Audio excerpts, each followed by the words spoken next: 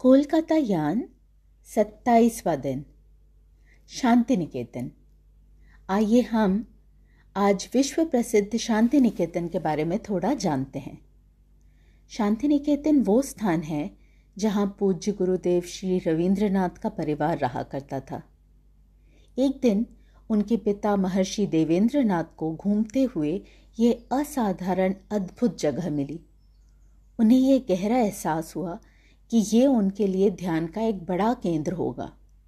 उन्होंने पूरी जगह खरीद ली और वहाँ एक छोटा सा घर बनाया और कुछ पेड़ लगाकर इसे एक आश्रम के रूप में स्थापित किया। तब तक इस स्थान की कोई मान्यता नहीं थी।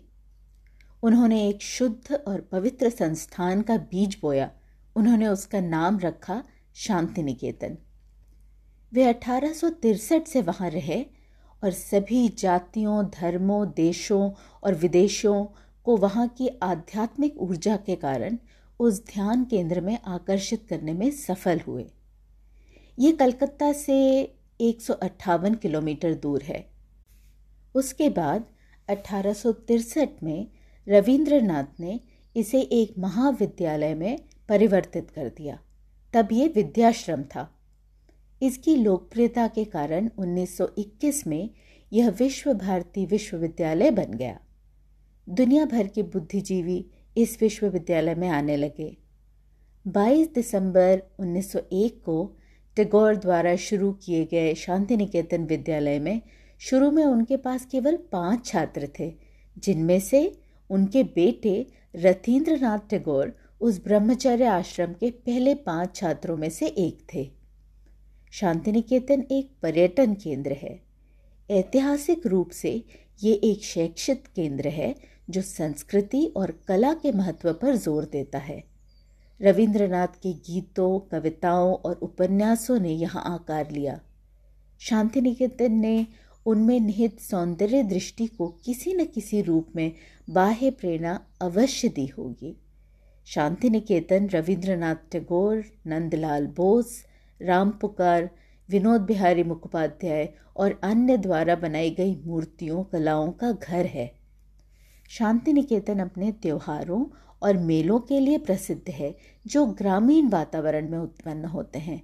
पौष्य मेला, जयदेव मेला, वसंतोत्सव अर्थात वसंत महोत्सव, बंगाली नववर्ष, गुरुदेव की जयंती, वैशाख के महीने में नृत्य उपासना, हलाकर्षण यानी मिट्टी की जुताई का त्यौहार, वर्षा मंगला यानी बारिश का त्यौहार, ये सभी अद्भुत त्यौहार वहाँ के लोगों के आनंदमय अनुभवों को व्यक्त करते हैं। पौष के महीने में 7वें दिन से लगातार 3 दिनों के लिए शांति निकेतन में पौष मेला आयोजित किया जाता है। महीने के अंत तक उत्कृष्ट कलात्मकता के साथ एक मेला आयोजित किया जाता है। इस समय यहाँ बंगाली लोग संगीत, नृत्य प्रदर्शन, संताली यानी आदिवासी नृत्य वहाँ देखा जा सकता है। एक व्यक्ति जो कलाकार है और एक कलात्मक हृदय रखता है, वह अपने आत्म संस्कार को महसूस कर सकता है और उससे इस तरह सृष्टि, मानव जीवन, अंतकाल के सत्य को समझ सकता है और जीवन को सौंदर्य सुख के रूप में अनुभव कर सकता है। पर ये सभी मनुष्यों को कैसे सिखाया जा सकता है? इस अवस्था में प्रकृति गुरु के रूप में कार्य करती है और मनुष्य को सच्चे व्यक्तित्व, विकास और जीवन को नियंत्रित करने वाला सत्य सिखाती है। इस प्रकार गुरुदेव ने व्यक्ति के जीवन में कला की भूमिका को उसके व्यक्तित्व के निर्माण में एक महत्वपूर्ण कारक के रूप में समझा जो सद्भाव में योगदान देता है। हमारी गुरु माँ श्री श्री श्री आत्मानंदमयी माँ कहती हैं कि सौंदर्य, कला, कौशल का अभ्यास स्वयं की पूरे एकात्मता के साथ किया जाना चाहिए और ये हमारे दिव्य बाबाजी फाउंडेशन में आयोजित सभी त्योहारों के लिए बहुत महत्वपूर्ण है।